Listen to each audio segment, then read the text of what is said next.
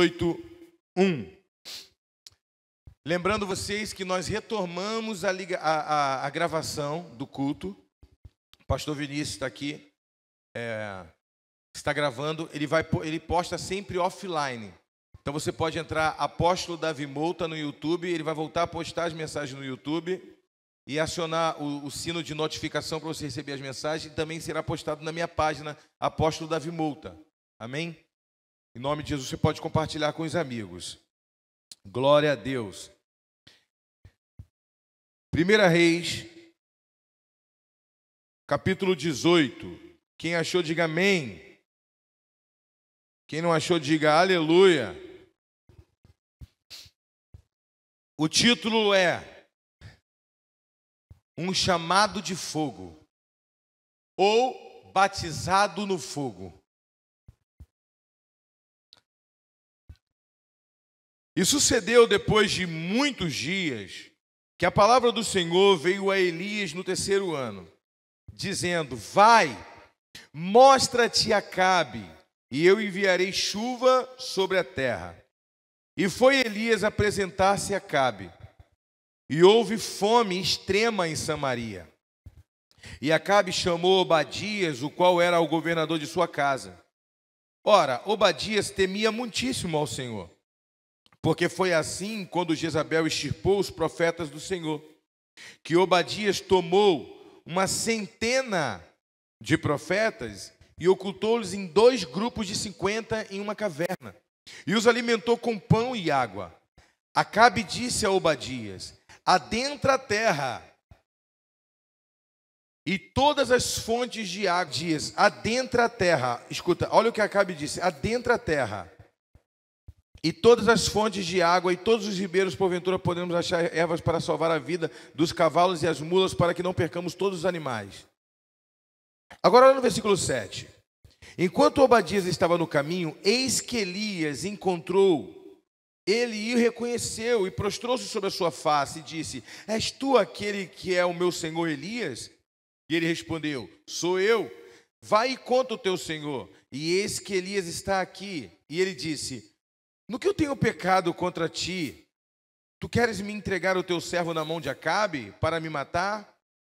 Como vive o Senhor teu Deus, não há nação ou reino para onde o meu Senhor não tenha te enviado te procurar. E dizendo eles: aqui não está. Então fazia jurar os reinos e as nações que não haviam te encontrado. E agora tu dizes: vai e conta ao teu Senhor, eis que Elias está aqui. E sucederá, tão logo que eu parta de ti, que o Espírito do Senhor te carregará para onde eu não sei. E assim, quando eu vier a contar a Acabe, e ele não conseguir te encontrar, me matará. Mas eu, o teu servo, temo o Senhor desde a minha mocidade. Irmãos, antes de eu falar sobre o fogo, antes de o fogo descer, tem que ter uma estrutura. Quem entende isso? Tem que haver uma estrutura. É algo tão tremendo, irmãos, mas tão maravilhoso, que Obadias, ele estava criando uma estrutura para guardar os profetas. Isso é tão tremendo, que num tempo de perseguição, ele estava sustentando 50 profetas numa caverna e 50 profetas em outra caverna, 100 profetas. Só que entende o seguinte, irmãos, ele estava sustentando esses homens com o seu próprio recurso. Sabe por quê? Porque Deus jamais daria legalidade para o inimigo acusar ele. Ele estava com o seu próprio recurso sustentando esses profetas. Agora, eu quero levar você mais além. Além de estar sustentando com os seus recursos, ele está sustentando numa época de fome, numa época de dificuldade. Existia fome na terra. O próprio Elias liberou uma palavra, e no meio dessa palavra ele disse que não chova e nem caia orvalho. Para você ter uma ideia, irmãos, a chuva nem é tão importante em Israel. O mais importante de Israel é o denso orvalho que molha a terra. A friagem da madrugada de quase 5 graus abaixo de zero, ele deixa a terra úmida, molhada, e assim frutifica a terra. Porque o deserto é inóspito, é muito calor durante o dia. Então a friagem da noite, a umidade, traz esse frescor. Ele disse: não vai chover e nem cair orvalho. Significa que tinha seca, além de não ter água, tinha fome.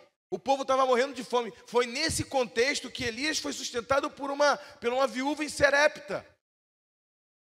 Foi nesse contexto, para tu ideia, o tamanho da fome. Lembra da viúva? Quando ele entra na casa da viúva e ele diz, o que tem para comer? E a mulher fala, só tem um pedaço de pão, que eu vou fazer um bolo, um pouquinho de farinha, uma efa de farinha, que eu vou fazer um bolo para mim e para o meu filho, vamos comer e depois vamos morrer. Ela está querendo dizer, esse é o único alimento que nós temos, vamos comer e depois vamos morrer.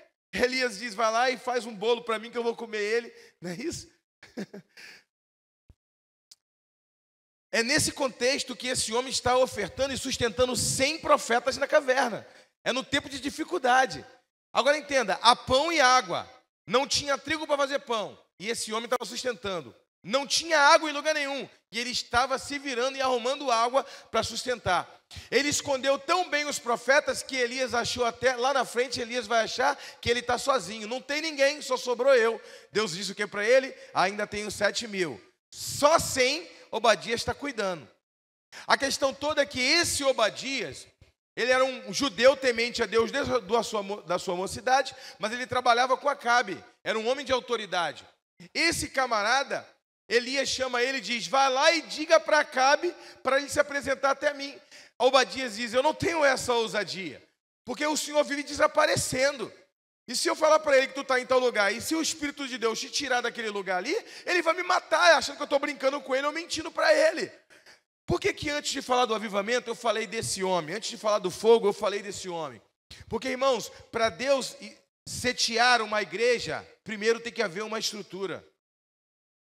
Para Deus derramar fogo na sua vida, primeiro Ele criou uma estrutura para derramar esse fogo. Porque até uma vela tem que ter um candeeiro. Porque em vez dela iluminar a casa, ela pode incendiar a casa. Se ela não tiver uma estrutura. Quem entende? Agora, o homem tinha disponibilidade a servir, ele tinha o dom da ajuda, mas ele não tinha o dom da palavra e da comunicação e da ousadia.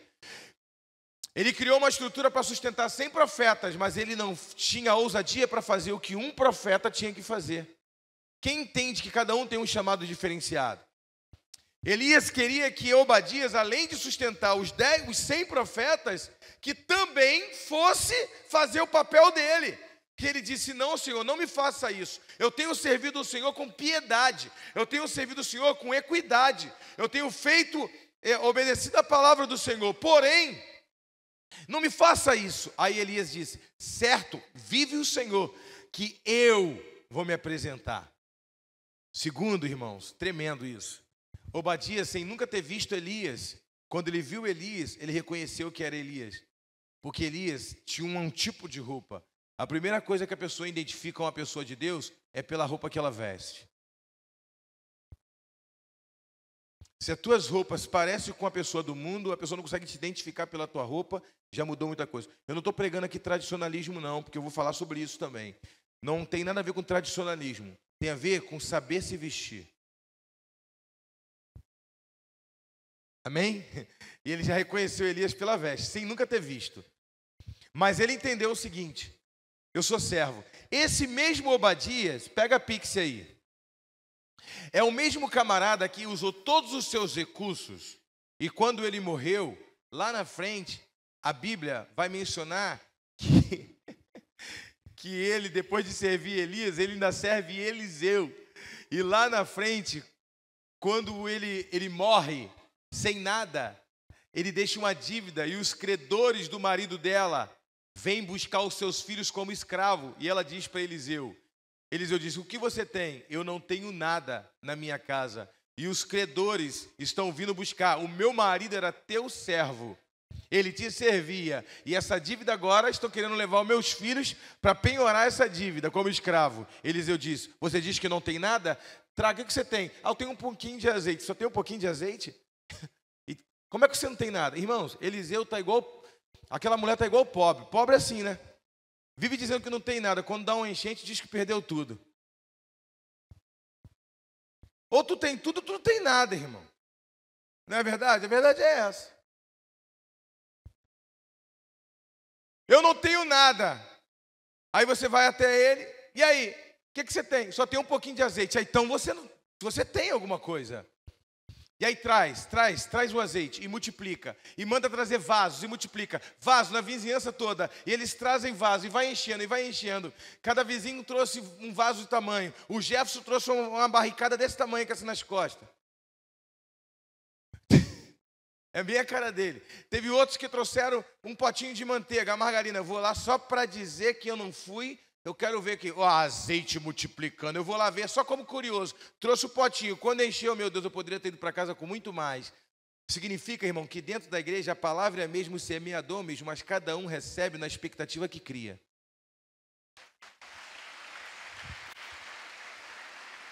A expectativa que cada um tinha da unção fez cada um trazer um tipo de vaso. Cada um vem da igreja com a expectativa. Eu vou lá, vou receber só mais uma palavra e vou embora para casa. O outro diz, é hoje que eu vou receber o meu milagre. Hoje Deus abre meus olhos espirituais. Hoje Deus vai falar audivelmente comigo. Hoje Deus vai me direcionar para um milagre. Hoje Deus liberta meu marido. Hoje Deus liberta a minha casa. Hoje eu volto lá transformado. Quem entende isso? E outros dizem assim, eu vou lá para ver como é que fica lá. Se bar, eu estou por ali mesmo. Se não bar, eu também não estou. Eu estou ali. Vamos ver. Eu também não tenho nada para fazer. Eu vou lá então. Quem está entendendo, irmãos? Quem entende que o nosso Deus é o Deus que nos surpreende? Quem pode dar uma salva de palmas para Ele?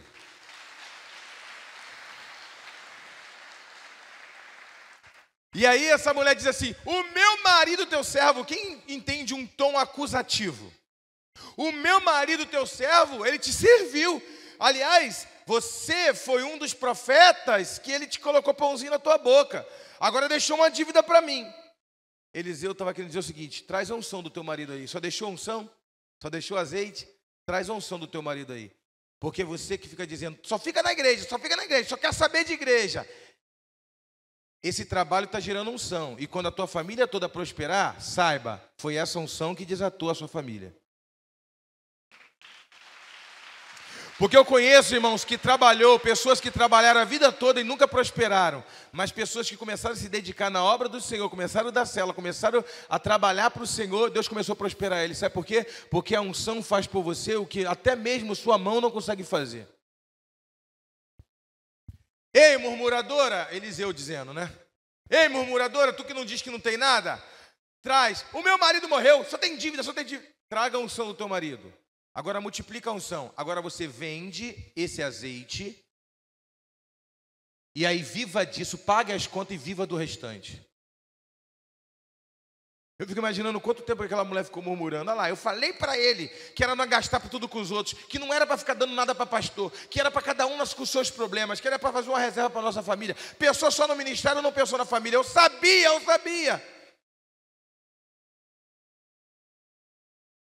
Mas não é dele que eu quero pregar hoje, amém, irmãos? É só uma estrutura. Logo depois que cria essa estrutura de guardar, de proteger, porque enquanto um profeta está na caverna e está sendo alimentado, ele não está numa caverna, ele está no lugar de oração.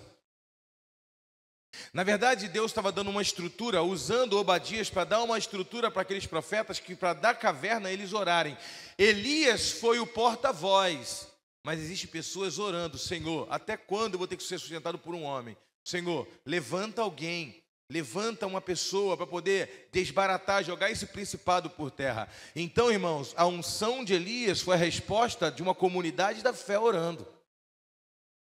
Não é um ímpeto só de um homem, porque o avivamento não vem só por um homem. Então, criada essa estrutura, Elias disse que não chova, mas ele esqueceu que ele está debaixo desse céu. Então, vou te liberar uma palavra, tu entenda que você está debaixo desse céu. Quem entende isso? Então, ele liberou a palavra, que não chova nem caia orvalho, e ele está passando aperto. Então, antes dele ter a vitória lá no Monte Carmelo, irmãos, contra 400 profetas de Acera e 450 profetas de Baal, que foram 850 profetas que comiam a mesa de Jezabel. Quando a Bíblia diz que comiam a mesa de Jezabel, irmãos, não significa que Jezabel tinha um mesão enorme que todo mundo comia a mesa. A palavra comia a mesa é uma expressão idiomática. Eles eram sustentados pelo governo. Eram profetas de Baal que eles não tinham, o salário deles era do governo. O governo financiava, sustentava eles. Comia a mesa significa isso. Quem entende? 850 profetas idólatras que comiam do governo, que eram sustentados pelo governo, não trabalhavam em tempo integral somente para fazer os seus trabalhos de adoração aos deuses pagãos. Quando Elias está ali no Monte Carmelo, antes desse momento épico, desse momento dessa intervenção de Deus, desse poder, dessa liberação de poder de Deus, houve intercessão, houve uma estrutura e mais. O próprio Elias teve que ser provado que se o ministério dele teria que passar pelo fogo, então ele teve que passar por Serepta. Irmãos, antes de você ser exclusivamente dependente do céu, Deus te faz ser dependente de alguém aqui nessa terra, para te gerar humildade. Antes de Deus se tornar um milionário, Ele faz você depender de uma pessoa para uma cesta básica. Antes de Deus te dar uma unção de cura, Ele faz alguém orar por você, para você ser curado da tua enfermidade, para você entender que a cura pode vir de outra pessoa. Deus nos faz, como disse Russell Shedd, é a personalidade coletiva, é a solidariedade da raça. É um homem, Deus está usando um homem para intervir a favor de outro homem, em intercessão e imposição de mão. Isso nos ensina humildade.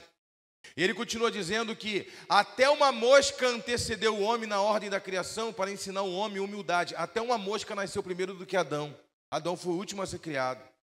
Embora ele tenha governo sobre as aves do céu e até mesmo sobre uma mosca, ainda assim é para lhe ensinar humildade. Não é porque ele sujeita aquilo que ele é maior do que ele tem que se sentir melhor do que aquilo. Ele está num caso de autoridade, tem que ser superior a alguém. Quem entende? Então ele passa em Serepta. A palavra Serepta significa ser provado com fogo. Antes de ele ter o ministério de fogo, ele foi provado com fogo. Ninguém chega no céu, chega num lugar com a voz de autoridade tão grande e diz: caia fogo, e cai fogo do nada. Para um homem chegar a ter um nível de autoridade como esse, irmãos, ele foi nutrindo essa autoridade, ele foi ter um relacionamento intenso com Deus. Quer ver um exemplo disso? Quando Elias foi arrebatado, a Bíblia diz que os homens ficaram 30 dias procurando ele nos montes. Por que não procuraram ele em casas? Procuraram ele no monte, porque ele era um homem de oração. Deve estar em algum monte orando, não foi arrebatado nada. Deve estar. Por que procuraram ele nos montes? É só você fazer uma lógica. Então, antes de você ter uma autoridade de falar, fecha o céu, abre o céu, cai fogo, existe uma história atrás. Nada acontece por acaso. Jejum, oração, entrega. Um homem que disse, cai fogo do céu, foi provado por fogo. Porque Elias, quando ele chega no Monte Carmelo, primeiro ele foi sustentado por uma viúva. Calma aí. A Bíblia diz que a viúva tem que ser sustentada por alguém. E não alguém se sustentar da viúva. E agora ele faz o contrário. Então, irmãos, dentro de um entendimento judaico, esse homem foi totalmente humilhado. Ele sendo um profeta, sendo sustentado por uma viúva que era para ser ajudada por ele, agora ele está sendo ajudado. Então, irmãos, não é fácil isso. Você vê uma pessoa que tem uma situação financeira já muito baixa, tendo que ainda te ajudar. Isso aniquila o nosso ego. Isso aniquila a nossa vaidade. Isso nos torna humilde. Quem está entendendo? Isso nos torna humilde, pessoas humildes. Então, antes de Deus derramar um ministério de fogo sobre a vida de Elias, Deus provou Elias nesse quesito. E quando o fogo cai, quando os profetas de Baal estão orando, durante o dia inteiro, até o finalzinho da tarde, e até mesmo se autoflagelando, a Bíblia diz que na hora de Elias fazer a obra, Elias estava tão tranquilo que ele estava debochando dos profetas de Baal. Ele estava dizendo, fala mais alto, porque de repente eles podem estar dormindo, quem sabe vocês não podem acordar ele. Ou ele está numa viagem e quando ele voltar ele vai atender vocês. E o povo gritando, ó Baal, nos atende Baal, ó Baal. E começaram até a se flagelar e se arrancar sangue das próprias costas para ver se Baal atendia eles. Quando chegou na hora de Elias, a Bíblia diz que Elias mata o boi, pica o boi, a mesma coisa que eles. A única coisa que Elias fez de diferente, ele cavou uma vala em volta do altar e derramou água. Mandou o seu servo buscar água no rio do Quizon, que era uma faixa de uns 5 a 3 quilômetros de distância.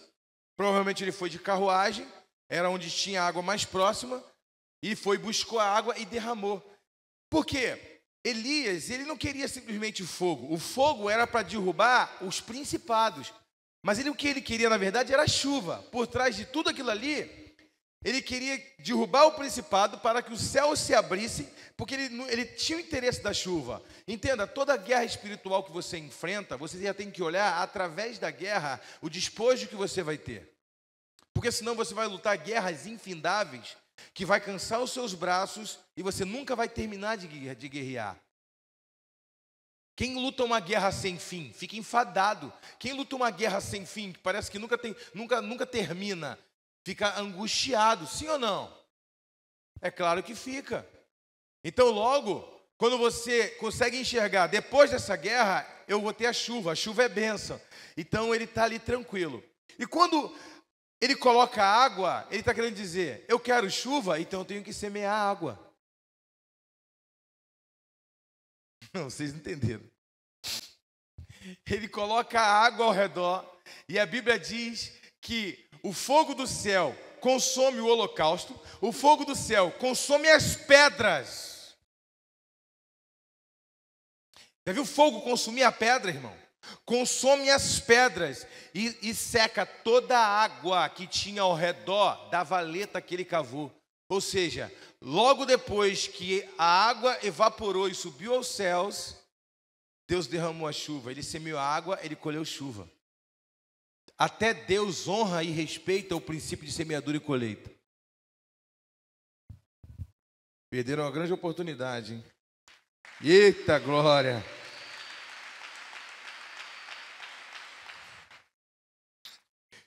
Agora olha só que tremendo, gente. Pega essa pix aí dessa revelação. Pega essa revelação, algo tremendo que Deus ministrou no meu coração. Irmãos, sem exagero algum, estava orando, era de madrugada, e Deus começou a ministrar essa palavra no meu coração. E eu comecei a anotar. Eu parei minha oração, porque eu entendi que Deus queria me revelar algo. E eu falei, Senhor, fala. E eu comecei ali. Irmãos, o dedo estava escrevendo, o Senhor percebeu. O meu cérebro estava mandando um comando ali assim, ó. Eu falando, Senhor, fala comigo a respeito disso. Eu falei, por que Elias estava tão confiante diante de 850 profetas? E quando Jezabel ameaça ele, ele sai desesperado correndo. Quem minou a confiança de Elias? E na hora ali, Deus ministrou algo poderoso ao meu coração. Pessoas podem ser profetas e ter até ministério de fogo e de muito poder, mas se ele não tiver sabedoria para discernir o que é guerra espiritual, o que é fome, o que é necessidade da alma, ele sempre vai ser vítima do reino do Espírito. Quando você termina de trabalhar no encontro com Deus, quem já trabalhou aqui sabe o que eu estou falando. Você pode nem fazer muita coisa lá dentro, mas você volta desgastado. Por quê? Você está sugado espiritualmente. E isso afeta o seu corpo. O homem, ele é tricotômico. Olha o que Deus ministrou ao meu coração. O homem, ele é alma, corpo e espírito. Se essas três essências do homem não estiverem muito bem alinhada, nivelada, esse homem vai sempre sentir falta em alguma coisa. Entenda o seguinte, quando você está jejuando ou quando você está orando, jejuando, a sua carne fica desejosa de comer, sim ou não? Você já reparou que te dá um nível de irritação muito grande? Quando você está jejuando? Não é o fato de você não comer ou não. Porque em qualquer um outro momento da sua vida, você já ficou o dia inteiro sem comer e você não se irritou. Mas ali você consagrou o jejum e agora a tua carne está fraca. Então houve um desequilíbrio, um desnivelamento. Então você está se sentindo, depois que entrega o jejum, a tua carne ainda está se recuperando a energia. Quem entende isso? Quando você termina de entregar o jejum, você pensa assim, nossa, não estou me sentindo mais espiritual, não estou me sentindo melhor, ao contrário, estou me sentindo pior. E no outro dia, tu está sentindo pior ainda. Você não está fraco espiritualmente, é a tua carne que está debilitada. Você está entendendo, associando uma fraqueza da carne com a fraqueza espiritual. Você não soube discernir. Quando você está com o corpo meio adoentado ou febril, você associa logo isso com a dificuldade espiritual. Meu Deus, estou com a dificuldade espiritual. Eu estou fraco espiritualmente. O que está acontecendo comigo? E não é uma fraqueza na carne. Quando você não está bem emocionalmente, ou está passando uma luta na sua família ou com o marido, e você, ou alguém na sua casa, está passando uma luta emocional, uma guerra, um conflito emocional, a primeira coisa que você pensa é a seguinte: nossa, eu não estou bem espiritualmente. Não, você está bem espiritualmente, você não está bem emocionalmente. Deixa eu ser mais claro, gente. Você já reparou que um discípulo, quem é líder de célula aqui, quem é pastor, quando você está passando uma luta financeira, ou está doente, ou uma luta na carne, você está bem espiritualmente, mas você pensa que não está, porque você está passando uma luta emocional. Mas no reino do Espírito você tem a mesma autoridade que você tem hoje, é a mesma que você tinha semana passada quando tu estava voando. Parecia que tu era um anjo. É a mesma autoridade. Só que o sentimento e a deturpação da sua alma deixou você entender que você perdeu a autoridade. Quem está entendendo? Só uma disfunção da sua alma. Você continua com a mesma autoridade espiritual. Irmãos, quem está ligado? Você está se sentindo menos do que você realmente é. Mas isso não altera a autoridade que você tem. Então olha só que tremendo. Olha um pastor orando pela uma ovelha quando ele está passando por luta emocional. Pastor, ora por mim. Eu estou com a enfermidade. Pastor, ora por mim, eu estou com problema no meu casamento. Olha o pastor que está afetado emocionalmente, orando. Senhor, abençoa teu filho. Ele está cumprindo um protocolo. Quando ele termina de orar, ele fica assim: eu acho que nem essa oração vai ser respondida. Eu estou mal até para orar por mim, quanto mais para orar pelos outros.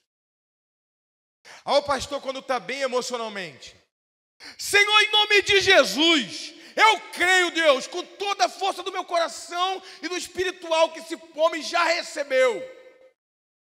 O que mudou? Qual é a diferença das duas orações? Nenhuma. As duas foram respondidas no mesmo nível. O problema é que você, na primeira oração, você estava mal emocionalmente, mas espiritualmente, você estava com a mesma autoridade do que quando você estava empolgado.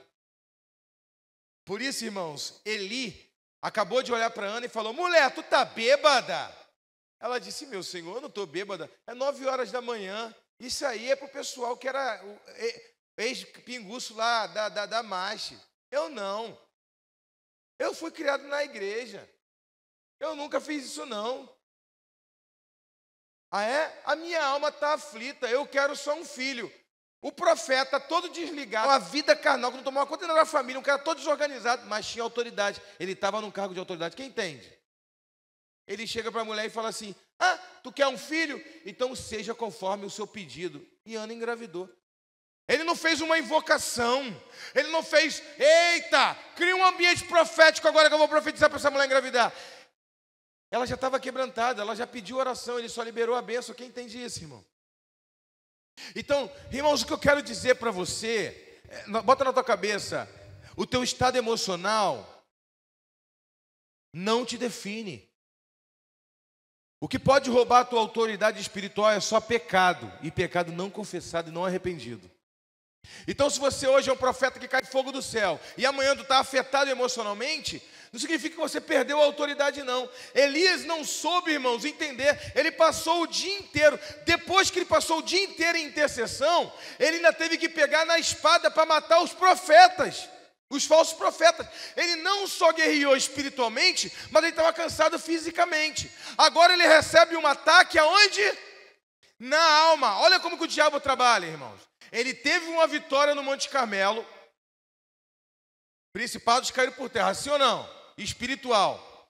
Ele teve uma vitória, mas ele estava desgastado espiritualmente, porque ele ficou o dia inteiro orando. Ele estava desgastado fisicamente, porque ele ficou o dia inteiro ali naquele ambiente, sem comer, sem nada, e ainda teve que pegar na espada e matar os caras. E quando isso tudo termina de acontecer, ele está afetado espiritualmente, ele está afetado na sua carne, porque ele está com fome, e agora ele é afetado emocionalmente. Chega uma mensagem para ele: diga para ele que eu não vou comer nada enquanto eu não arrancar a cabeça dele, enquanto eu não matar ele. Pronto, atacou ele emocionalmente. Então ele teve um ataque em 3 áreas. Não adianta, irmãos, você ser uma pessoa que profetiza, uma pessoa que diz: eu sou pastor, eu sou profeta, mas você não consegue se alinhar. A Bíblia diz que ele sai dali muito mal e ele foge. Como é que pode um homem que encarou 850 profetas idólatras estar fugindo de uma mulher agora? É porque a palavra daquela mulher entrou como uma flecha na hora certa, uma brecha entre a carne e o espírito. Afetou a alma dele. E ele corre, ele vai. E quando ele sai, ele vai para um lugar chamado Querite. Querite, irmãos, é lugar de nivelamento. Ai, não, meu Deus. A palavra Querite significa lugar de nivelamento. Deus leva, ele vai para ali, Deus conduz ele para ali, para nivelar a alma dele. Porque embora você tenha autoridade, mesmo quando você está fraco espiritualmente, fraco emocionalmente, mesmo que você esteja com a carne fraca ou doente, ainda assim você tem a voz profética. Mesmo isso, mas não é isso que Deus quer para você. Deus quer sempre que você esteja bem fisicamente, bem emocionalmente e bem espiritualmente, porque quando esses três aspectos estão alinhados, é aquele dia que você está voando. Sabe aquele dia que parece que a qualquer momento você vai ser arrebatado? É esse dia que a sua alma, o seu corpo e o seu espírito estão alinhados. Então o que Deus faz com Elias? Deus leva Elias para Querite para alinhar novamente, porque ele estava com desequilíbrio espiritual e emocional e físico. Porque Deus sabia que aquele estado de ânimo dele, aquele desespero que ele estava, é que ele estava desequilibrado, ele estava desestabilizado emocionalmente, ele estava ali. E Deus respeita a nossa estrutura, como diz no Salmo 103. Deus, como um pai que se compadece do filho que ama, ele respeita a nossa estrutura porque ele sabe que nós somos pó. E aí a Bíblia diz que Deus leva ele para o lugar de alinhamento. E ele deita e dorme no meio do caminho. Ah, amado, talvez você não tenha entendido o que eu estou falando. Deus leva ele para estar ali, ele no meio do caminho, para o lugar de nivelamento, mas ele dorme no meio do processo. E quando ele dorme, irmãos, o sono de Elias não era um sono comum. O sono de Elias era um sono de depressão, era refúgio de alma. Não é um sono de uma pessoa que quer descansar, mas é um sono de uma pessoa que quer fugir de alguma coisa, de encarar uma realidade.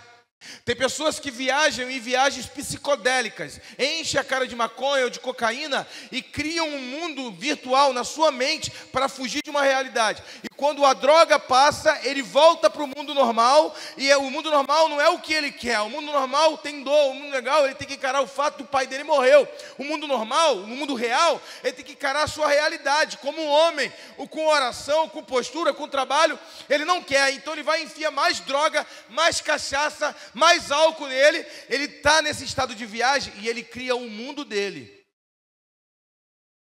O nome disso é viagens psicodélicas. Elias deita e dorme. E quando Elias deita e dorme, refúgio de alma, achando que quando eu acordar, a minha vida vai estar melhor.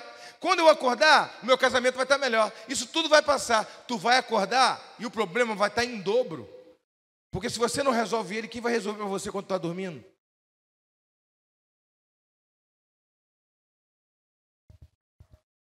Quem entende isso, irmão? Então ele tem uma inclinação, uma depressão. Olha o que o anjo faz. Porque Deus, olha para o teu irmão e diga assim: Deus, Ele não desiste de você. Ele te ama. E olha o que o anjo faz. Ele está deitado na depressão dele. Deus manda recurso do céu. Olha para o teu irmão e diga assim: Deus manda recurso do céu. O pessoal da internet gosta que eu mando repetir só para me criticar. Por que manda repetir? Por que tu não vem para o culto?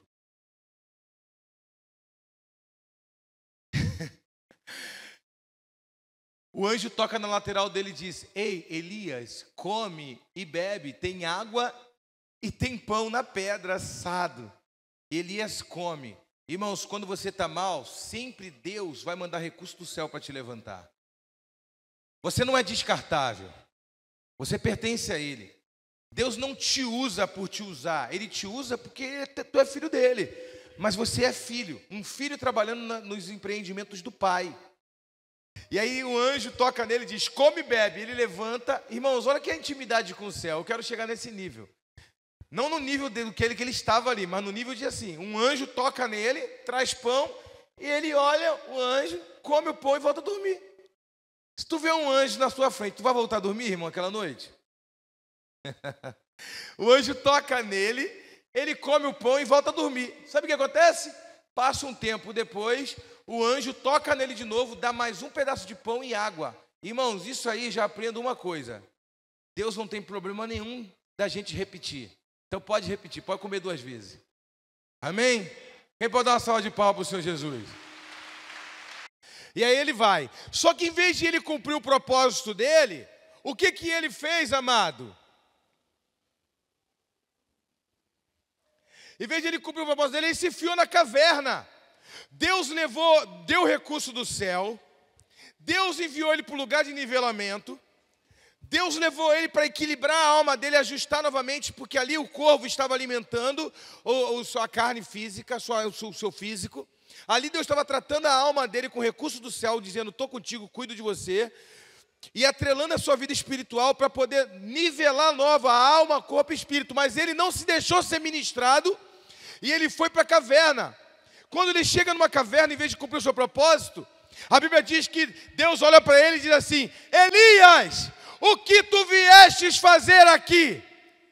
Olha para o teu irmão e diga assim, o que tu veio fazer aqui? Irmãos, ele se enfiou numa caverna, Deus disse, ei, no dia que você estava na caverna sendo sustentado por profeta, sustentado junto com os profetas, fui eu que te coloquei ali. Ali era lugar de intercessão. Mas essa caverna que você está se enfiando agora, não fui eu que te coloquei. E aí a Bíblia diz que ele continuou lá dentro. Deus disse, Elias, o que você veio fazer aqui? E ele continuou ali. Aí a Bíblia diz que Deus deu um terremoto. E ele continuou ali. E caiu fogo. E caiu vento. E depois uma brisa suave, Deus falou com ele e tirou ele de dentro da caverna. Quando Deus tirou ele do meio da caverna, de dentro da caverna, a Bíblia diz que Deus olha para ele e diz assim, agora vai lá e unge Eliseu, filho de Safate, no teu lugar.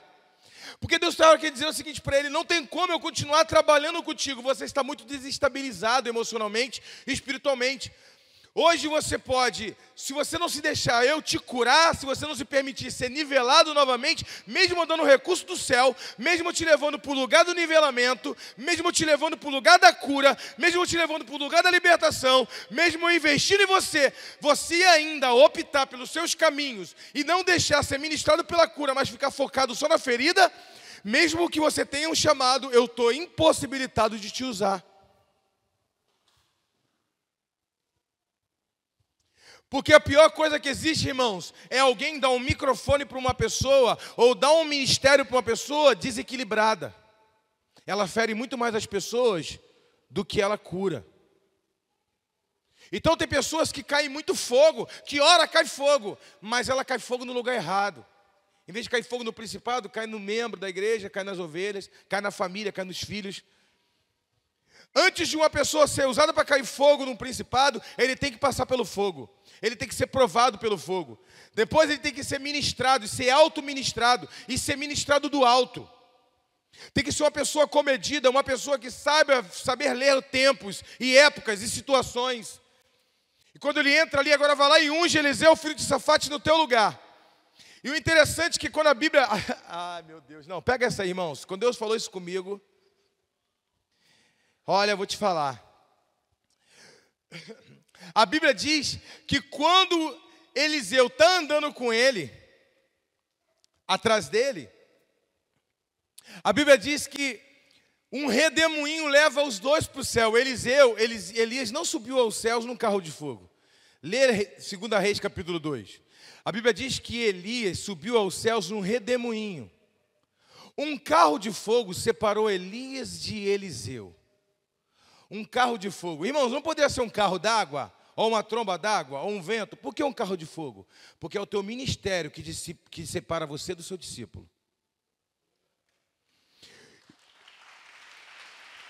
Irmãos, entenda o seguinte, diante de Deus, todo mundo aqui é igual. Mas diante dos olhares proféticos de Deus, todo mundo aqui é diferente. Porque para Deus, como filhos, somos todos iguais. Mas dentro de uma visão profética, cada um tem a sua diferenciação. Porque uns se comprometem mais em orar e outros menos. Uns ardem mais o desejo de trabalhar para o pai ou não. Até um pai, quando ele olha para ele, pode ter 10 filhos. Ele ama todos os filhos iguais. Mas ele sabe recompensar cada filho de forma diferente, segundo o seu esforço e a sua busca. O nome disso é justiça. O amor é o mesmo, quem entende? Mas tem que ser estabelecida a justiça. Dentro da casa, dentro da sua casa, já tem que ser o primeiro lugar que tem que ser estabelecida a justiça. Senão seu filho vai crescer um ambiente. Eu fui mais educado e mais respeitoso que todos os meus irmãos e recebi a mesma paga que a deles. Será que valeu a pena eu ter sido tão obediente assim? Quem pode dar uma salva de palmas para o Senhor? Eu quero terminar essa palavra, irmãos. Abra em Apocalipse capítulo 11. Pasmem, irmãos. Pasmem. Você está pensando que a revelação que Deus me deu ficou por aí, irmãos? Deus é uma fonte inesgotável. Pasme com essa revelação que você vai ficar assim, ó, que é isso? Não é possível. Como é que Deus ministra isso na vida de um homem? Irmãos, é isso que eu pensei na hora que Deus me deu.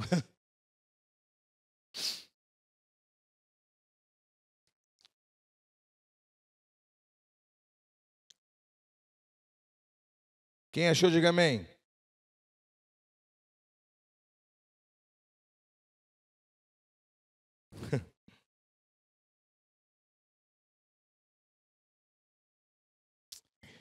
O céu promoveu Elias com a marca do seu ministério, fogo. Ele foi levado no carro de fogo. Irmão, você sabia que ressuscitou Jesus foi o ministério dele? Ah, não, pelo amor de Deus. O ministério de Jesus era morrer e ressuscitar. Esse era o ministério dele, morrer e ressuscitar. Ele ressuscitou porque o ministério dele era ressuscitar, morrer e ressuscitar. Qual é o ministério de Jesus? Andar em santidade nessa terra como Deus, né? Em santidade, vencer as questões humanas como Deus, humanamente, 100% homem, 100% Deus, morrer em santidade e ressuscitar em santidade. A marca do ministério de Jesus é ressuscitar. Agora olha só que tremendo. Elias vai ao céu. Elias não passa pela morte, sim ou não? Quem entende que as duas testemunhas do Apocalipse, uma é Moisés e outra Elias? Uns dizem assim, apóstolo, será Enoque. Irmãos, por que você quer que seja Enoque? Enoque andava com Deus, deixa ele com Deus. Biblicamente, os judeus, as duas testemunhas serão aqueles que testificarão contra os judeus. Quem entende? A Bíblia diz que as duas testemunhas estarão no livro de Apocalipse, lá. Irmãos, eu não gosto de me arriscar em Apocalipse. Quem entende isso? Eu não gosto. Não sou um expert em Apocalipse e escatologia. Mas existem coisas que estão evidentes, historicamente, questão de historicidade. Jesus disse, vocês dizem que conhecem a palavra, mas a palavra testifica de mim. Então, a minha palavra testemunhará contra vocês. Não é isso que Jesus disse? A minha palavra, naquele grande dia, testemunhará contra vocês. E o que representa a palavra para o judeu? A lei e os profetas. Elias e Moisés. Elias e Moisés apareceram para Jesus no Monte da Transfiguração. E Pedro e Tiago e João queriam fazer 3 cabanas, uma para Jesus, uma para Pedro. Quem lembra disso? Por quê? Porque eles representam a lei e os profetas, o Antigo Testamento. Moisés, a lei, e Elias representa todos os profetas. Mas a lei e os profetas, eles vieram para anunciar a Jesus. O Antigo Testamento, ele existe para anunciar a vinda do Messias. Ele só existe para isso. Um pano de fundo para anunciar o nosso Redentor. Então, os judeus, eles não aceitaram o que os antigos profetas anunciaram o tempo todo. Quando eles rejeitaram Jesus, eles rejeitaram os profetas. Então, o que Deus disse? Vocês negaram aquilo que vocês sempre buscavam. Os profetas testemunharam de mim. Agora os profetas vão testemunhar contra vocês. Então a Bíblia diz que Deus vai colocar as duas testemunhas profetizando em Jerusalém. Elias e Moisés vão estar ali. Por que o senhor acha que é Moisés, apóstolo? De onde o senhor tirou que é Moisés? Por que Deus guardou o corpo de Moisés? No livro de Judas. Porque Satanás contendia com o anjo Miguel a favor do corpo de Moisés. Por que Satanás queria o corpo de Moisés? Porque ele sabia muito bem que se Deus guardou o corpo de Moisés é porque ele poderia ressuscitar o corpo a hora que quisesse. Entra Moisés aí, eu vou te usar. De novo, não é reencarnação. É o mesmo corpo. É a mesma carne que foi conservada por Deus. Agora, as duas testemunhas vão estar lá em Jerusalém testemunhando a favor do reino de Deus, Jesus. E a Bíblia diz que, eu vou ler o texto, que eles vão zombar. Agora olha só o que vai acontecer, gente. Olha que tremendo. E foi-me dado um caniço. João está falando no tempo presente, mas ele está mostrando algo que vai acontecer. Quem entende? Ele está na ilha de Patmos. E foi-me dado um caniço, semelhante a uma vara, e o anjo que estava em pé disse: levanta e mede o templo de Deus, e o altar, e os adorem nele. Mas o átrio que está fora do templo, deixai-o, e não o meçais, porque foi dado aos gentios, e eles pisarão a cidade santa por 42 meses. E eu darei poder às minhas 2 testemunhas, e elas profetizarão por 1260 dias, vestidos de pano de saco de crina. Estas são as 2 oliveiras e os 2 candelabros que ficam diante de Deus da terra. E se algum homem os ferir, fogo sairá das suas bocas. O que, irmão, que sairá? Olha o ministério de Elias ainda funcionando, irmão.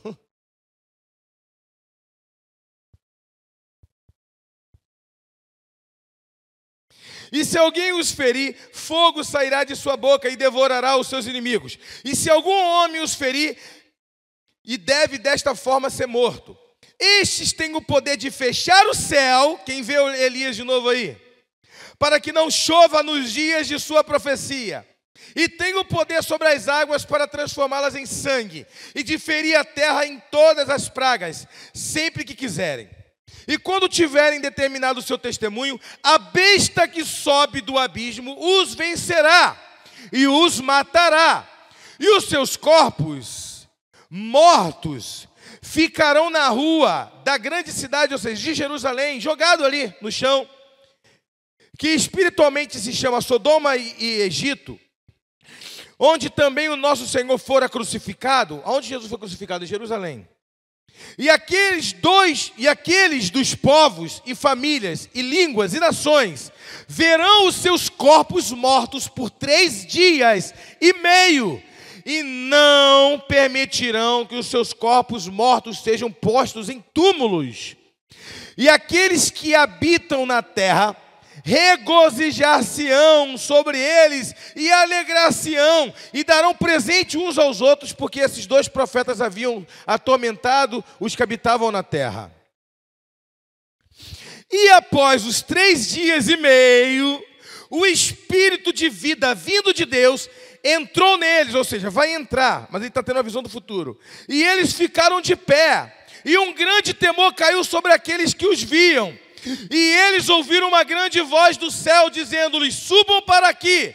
E eles subiram ao céu em uma nuvem. E os seus inimigos os contemplaram. E na mesma hora houve um grande terremoto, e a 10ª parte da cidade caiu. E no terremoto foram mortos 7.000 homens. E os remanescentes estavam atemorizados e deram glória a Deus do céu. Agora se prepara para essa revelação. Se a primeira vos escandalizou, pegue essa agora, que Deus falou comigo, que me trouxe temor. Todo aquele que tentar tocar nele, ele vai profetizar. Profetizar o quê? Testificar contra eles. Vocês negaram o Messias! Vocês negaram o Salvador! As minhas 2 testemunhas, Elias e Moisés. E aquele que tentar agredir ele, vai cair fogo da boca deles e vai tacar fogo, ministério de fogo. Segundo, quando se passar algum tempo, a besta do mar vai vir, quem é? O anticristo. Vai conseguir matar eles. E eles vão ficar mortos. Não vão enterrar eles, porque eles vão se tornar um troféu. E vão ficar 3 dias e meio ali mortos, jogados o corpo deles, zombando. Olha lá, zombando. Quando Deus ressuscitar eles, eles foram subindo aos céus novamente, numa nuvem. A Bíblia diz que muitos dos remanescentes serão salvos ali. Muitos judeus vão se converter ali. Vai se cumprir Romanos 11, que os remanescentes seriam salvos pela iluminação, pela graça. Porque se Deus cegou o entendimento deles para negando os gentios fossem alcançados, agora pela sua graça, a oliveira não pode ser enxertada novamente nos seus próprios ramos. Aí a Bíblia diz que a cidade vai haver um grande terremoto. E alguns remanescentes vão ser salvos, mas 7.000. Não, gente. 7.000 serão mortos na hora do terremoto. Gente, fogo, Elias, fogo, palavra, poder, testemunha, terremoto. Uma 10ª parte da terra da cidade desabou. Olha a outra revelação que Deus me deu. Por que Deus permitiu cair 10% da cidade? Porque ainda, apesar de eles negarem Jesus, eles eram dizimistas. Se eles não fossem, caía 100% da cidade. Só desabou 10%.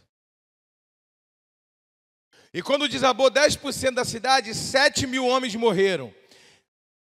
Quando Deus estava guardando os seus profetas, o que Elias disse? Eu não tenho ninguém, só tenho eu de profeta. Deus disse, Elias, eu ainda tenho 7.000 que não se dobraram.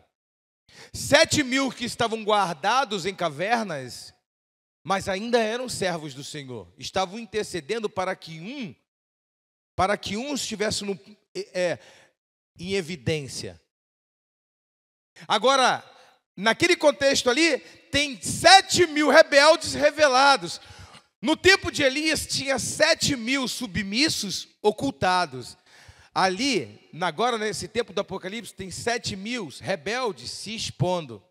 E o terremoto vem e mata 7.000. 7.000. Quem entende isso, irmãos?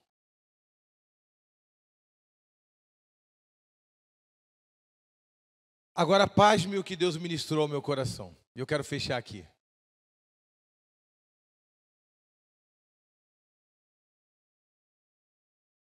Elias subiu aos céus. Deus recolheu Elias para um tratamento intensivo. Você sabia que Jesus não ressuscitou, não ficou 3 dias morto? Quem entende isso? Jesus não ficou 3 dias morto. Não quero colocar crise na cabeça de ninguém. Jesus ressuscitou ao 3º dia, é bem diferente. Jesus não ficou 48 mais 12, mais 24 são quanto? 72? Jesus não ficou 72 horas morto. Jesus morreu 3 horas da tarde, na sexta-feira. Quem entende isso? E ele ressuscitou no domingo, 6 horas da manhã. Mesmo se ele tivesse ressuscitado às 3 horas da tarde, sexta, sábado, 3 horas da tarde, daria 24 horas. Domingo, daria 48 horas. Jesus ressuscitou ao 3º dia. Ele não ficou 3 dias mortos. Quem está entendendo agora? Quando você vai para o encontro, quando a pessoa fala que vai para o encontro, você não fica Você ficou 3 dias lá no encontro, não ficou 3 dias lá no encontro, ficou 70 e poucas horas. Tu entrou na sexta-noite e veio no domingo à noite. Então, 48 horas tu ficou lá. Certo? Não é isso? 48, você ficou 3 dias. Agora olha só que tremendo, gente. Quando Deus resgata e leva Elias de volta, Elias fica no céu. Conta comigo. Ele fica 39 horas no céu. Que isso, apóstolo? Não, você está tirando isso da cabeça. De onde você tirou isso? Irmãos, um dia para Deus, a Bíblia diz que vale 1000 anos. Elias está há quase 3.000 anos no céu. Há quase 3.000 anos. Então não são 3 dias completos. Assim como o final de semana que Jesus ressuscitou também não foi 3 dias completos. Elias está 3 dias. Só que está no céu ele está como se estivesse um dia, 3 dias só. Quem entende isso? Porque quando ele sai da terra, ele entra no tempo de Deus. Ele entra no Kairos. Aqui existe uma cronologia. Para a gente passou 3.000 anos. Mas lá no céu ele só está 3 dias. Então Elias teve um encontro com Deus. Quando ele chegou aqui, sabe o que ele falou lá em Jerusalém? Tremendo!